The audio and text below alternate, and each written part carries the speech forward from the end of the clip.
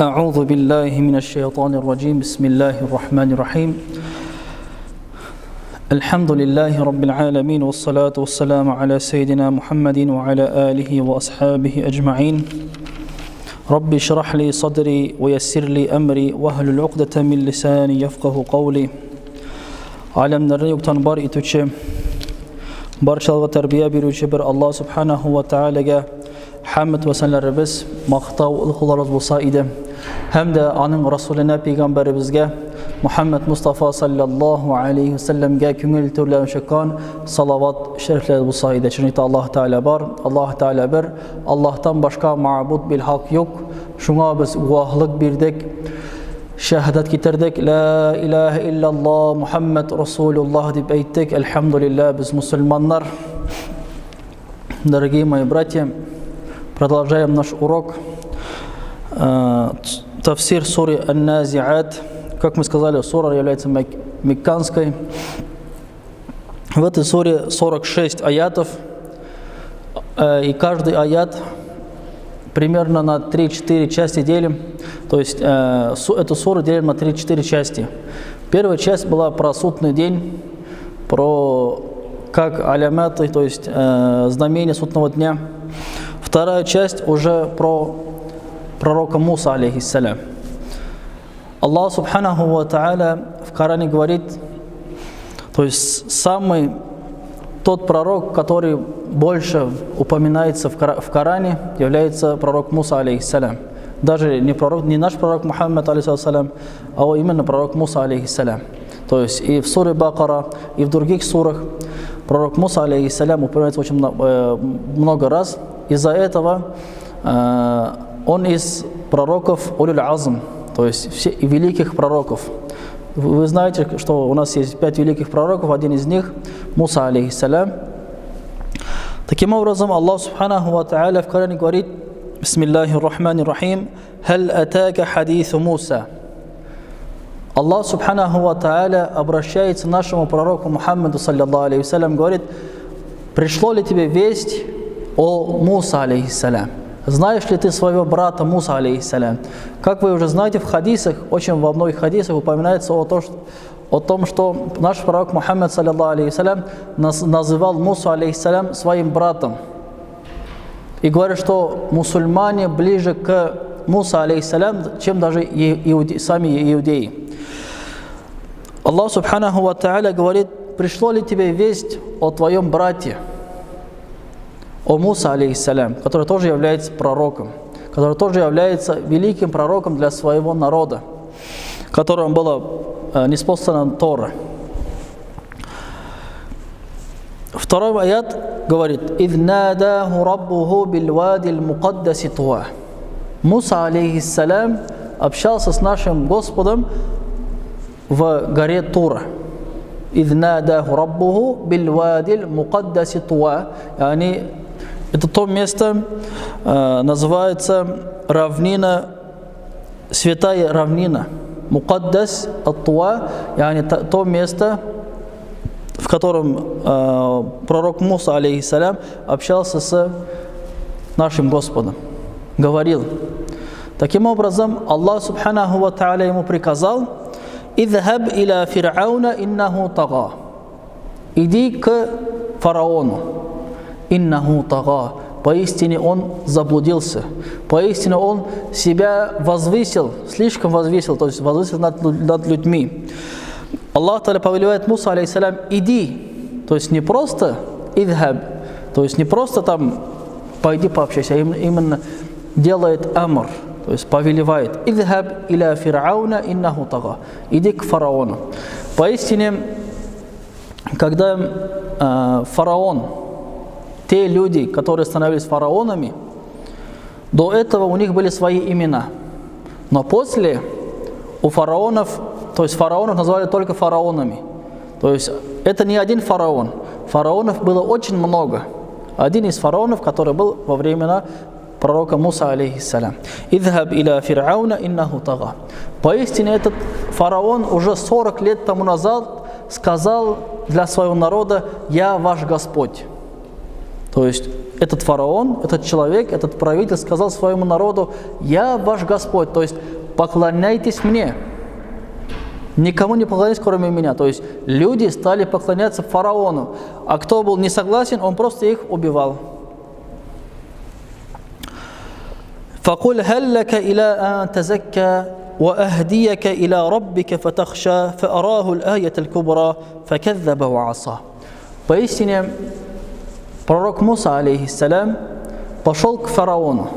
Не просто так зашел и сказал: «Прими ислам». Не просто зашел и сказал: «Вот я пророк Аллаха». Нет, он зашел, пообщался с ним. То есть он пообщался мягко. Как говорится в Коране: «Ва'ахдияка иля раббика фатахша». То есть пусть он испугается. И покажи ему прямой путь мягко. То есть в тафсирах приводятся слова, чтобы Муса, алейхиссалям, призвал фараона мягко. Таким образом, мы, мусульмане, когда кого-то призываем, своих родителей, своих родственников, братьев, сестер, чтобы они встали на намаз, чтобы они стали благочестивыми людьми, то мы должны их призывать мягко. Не просто «син намаз укумыса, син кафир». Алай түгел, кересінше, наоборот, нужно мягко призывать. «Айда, братом, пошли, брат, не хочешь ли узнать, что такое намаз, что такое ислам, что такое джаннат, что такое джаханнам?» То есть мы должны призывать мягко. Поистине в Коране говорится, что «Ва иннака ла'аля хулукин азим». Про нашего пророка, саллаллаху алейхи вассалям, говорится, что он был самой великой нравственности, самой большой нравственности. И тоже в аятах приводится, что если бы он не был мягким, наш пророк, салям, никто бы за ним не последовал. Таким образом, мы, люди, должны быть мягкими, смотря на других людей. Таким образом, Муса, алейхиссалям, пришел к фараону не один. Как вы знаете, он пришел со своим братом Харуном и показал фараону чудеса, которые Аллах субханаху ва тааля ему указал. Какие чудеса? То, что у него была правая рука, по-моему, идет, правая рука белой. То есть он вот так за пазуху свою показал, и она белая была. То есть яркая, белая. Все удивились. Второе чудо, которое он показал фараону, то, что его посох превратился в змею. Еланга-иланген. В змею. Вот посох, который деревянный, превратился в змею. Но, как вы знаете, фараон не принял. «Факаддаба ва аса». То есть он не принял. Счел нашего пророка Муса, алейхиссалям, лжецом. Сказал: «Мои колдуны тоже так могут». Как вы знаете уже по другим рассказам, в других аятах, то, что фараон приказал своим колдунам тоже бросить, то есть показать такое же чудо. Да, они тоже бросили свои палки, и они превратились в змей. Но змея Муса, алейхиссалям, всех их съела, как вы знаете уже. Таким образом, фараон не принял, даже если Муса, алейхиссалям, призывал его мягко, добросердечно, милостиво. То есть он не испугал его. То есть у нас какой тип да'вата, то есть как мы призываем людей? Мы сразу говорим: вот, брат, прими ислам или попадешь в ад. Шулай бит, джаханнамга лагасан, син кафир буласын, син шулай. Аллах субханаху ва тааля в Коране говорит, что надо обращаться мягко. Он же не сказал сразу фараону, то, что если ты не примешь ислам, не прекратишь свои злодеяния, то Аллах сделает для тебя мучение в этой жизни, то есть помучает тебя в этой жизни и в жизни вечной. Таким образом, فَكَذَّبَ وَعَصَى ثُمَّ أَدْبَرَ يَسْعَى فَحَشَرَ فَنَادَى فَقَالَ أَنَا رَبُّكُمُ الْأَعْلَى.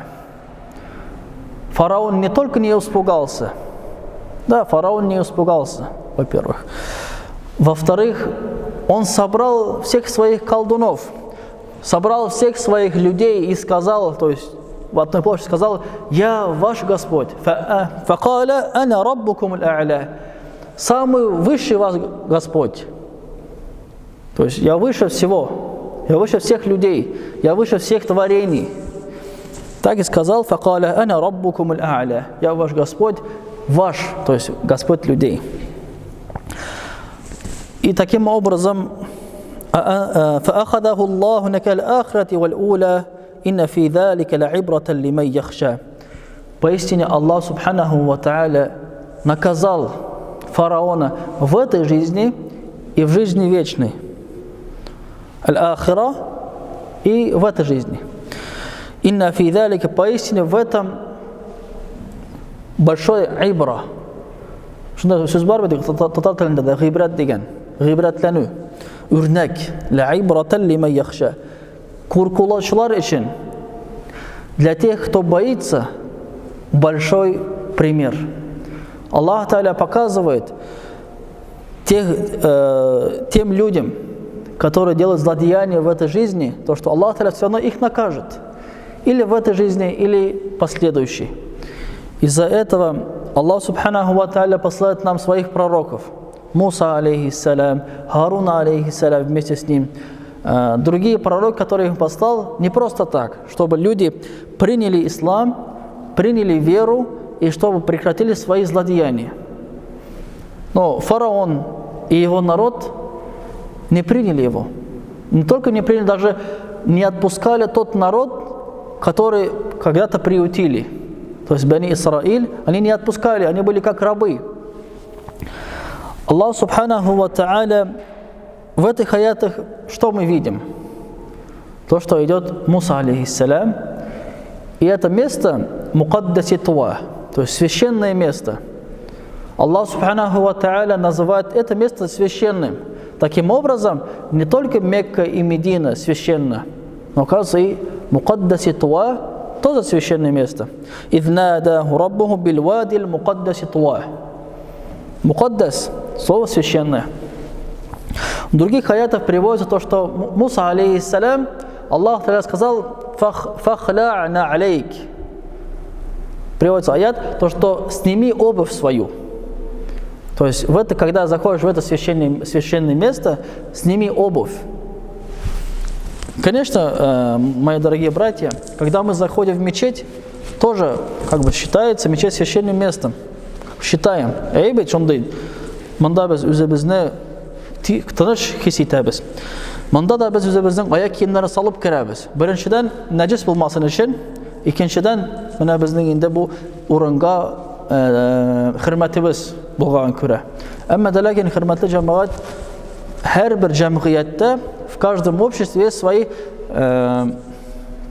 признаки нравственности, можно сказать. То есть где-то в каких-то местах снимают шапки. Например, когда заходишь в здание, нужно снять шапку, верхнюю одежду. И тоже у нас в мечети тоже должна быть такая же практика. Когда заходим в мечеть, мы должны надевать свои тюбетейки, снимать свою верхнюю одежду. Почему?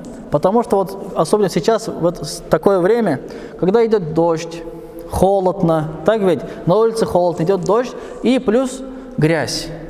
Весна, грязь, везде грязь. Когда мы если заходим в мечеть в верхней одежде, эта же самая же грязь может попасть и в мечеть. Чтобы такого не было, мы должны просто снять верхнюю одежду. Это как просто приличие, ради приличия. Аллах Субханаху ва Тааля нас учит, то есть мусульман, призывать других людей к религии мягко. «Ва-ахдияка». То есть, когда мы читаем суру Аль-Фатиха, «Ихдина ссарат аль-мустаким». То есть, «Я Раббабыз Аллах, тугры юлдан безне алып бар» деген. «Ихдина ссарат аль-мустаким». Веди нас прямым путем. Веди нас прямым путем. То есть, и здесь Аллах Та'аля в этом аяте говорит: «Ва-ахдияка иля раббика фатахша». То есть, может этот фараон испугается. Куркар бәлки. Может, он станет на прямой путь. Но Аллах Та'аля знал, встанет или не встанет. Но все равно мы, люди, должны делать свои шаги. Да, родственник или сосед. Пытаться, все равно мягко, но все равно пытаться призывать к исламу. Например, все вы знаете кисса о соседе пророка Мухаммада, саллаллаху алейхи вассалям. Этот сосед, который подбрасывал под ноги нашего досточтимого пророка, саллаллаху алейхи вассалям, разный мусор, разные вещи, которые мешали пророку, саллаллаху алейхи вассалям. Но в один день, 2-3 дня перестал бросать. То есть перед дверью пророк, саллаллаху алейхи вассалям, перестал. Был соседом нашего пророка, саллаллаху алейхи вассалям. Тогда пророк, саллаллаху алейхи вассалям, зашел к нему в гости, а тот, оказывается, болел. То есть он зашел в гости к кому? Своему врагу. Тот, который бросал под его ноги колючки. И говорит: я вот пришел тебе поведать твою сильный халина билракирдам. Этот человек сразу же принял ислам. Почему? Потому что наш пророк, саллаллаху алейхи вассалям, не только словами, но и делом показал, как нужно призывать к исламу. Даже иногда, если люди, пророки, показывают чудеса, иногда люди не принимают этих чудес. Как говорится, فَأَرَاهُ الْآيَةَ الْكُبْرَى. Он, фараон, увидел великие чудеса, великие знамения, но все равно не принял ислам. То есть он не принял. Он отказался, فَكَذَّبَ وَعَصَى. То есть он счел пророка Муса, алейхиссалям, лжецом. Но поистине он не был лжецом. И таким образом, не только так он не принял, он собрал всех людей и сказал, что он Господь всего, Господь всех людей. И таким образом сделал большую ошибку. Из-за этого Аллах Та'аля его наказал в этом мире, как вы знаете, и накажет в последующем, после того, как после судного дня. Таким образом, сделаем небольшую натиджа, то есть вывод. Первое, то, что Муса, алейхиссалям, Муса, это вторая часть суры Ан-Нази'ат, это про Муса, алейхиссалям, и про фараона, который не принял призыв Муса, алейхиссалям. То, что Муса, алейхиссалям, показывал чудеса, все равно не принял. То, что фараон 40 лет тому назад один раз сказал, что он является Господом всех людей, потом он через 40 лет всех собрал и еще раз сказал, то, что он является Господом всех людей. Поистине, вот то, что эти знамения и эти аяты, те, которые первые аяты суры Назиат, первые 400 аятов, потом от 15 до 26 аята являются ясными знамениями для людей размышляющими. Менә шулай, Алла рахмәте Аллаһ Тәгалә кабул итсен. Инде бу безнең вәгазебез Муса алейхиссалам һәм дә инде Фиргавун турында булды. Иншалла киләсе атнага дәвам итәрбез дәресебезне. Һәм дә инде Аллаһ субханаһу ва тааляның бу дөньяны ничек бар иткәнен һәм дә төрле муҗизалары дөнья турында фикерләү турында иншалла без үтербез. Ассаламу алейкум ва рахматуллахи ва баракатуху. Дәгъалык илаһимин. Аллаһумма рабби анзилна музал мубаракен ва анта хайрул мунзилин би рахматика архамар рахимин. Аллаһ Тәгалә кабул итсен.